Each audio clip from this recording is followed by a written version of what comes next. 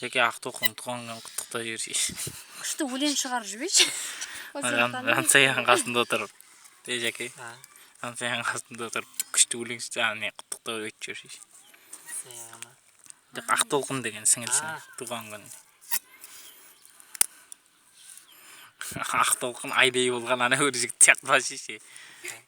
Ана бір жігіт емес айтатын.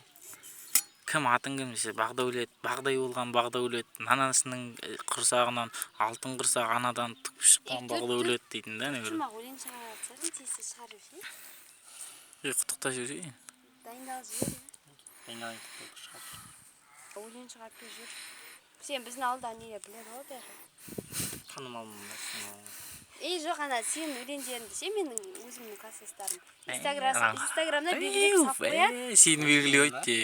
Андай соның өлеңі мағыналы бірдеңе дейсің.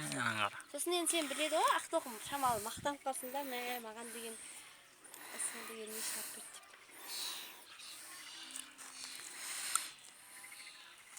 Сен білмейді ғой, былай қарап тұрсың, сен класстасың екінші екеніңді. Сол ғой, солтан білдіріп жіберейін деп қой. Ya айтшы сен айтасың да. Қате жоқ. Енді сен басынан бастап түсірші оны. Құтты болсын деші. Қиямыз ғой. Қазір бәрі дамып кеткен. Енді не істеп отырсың? Күшті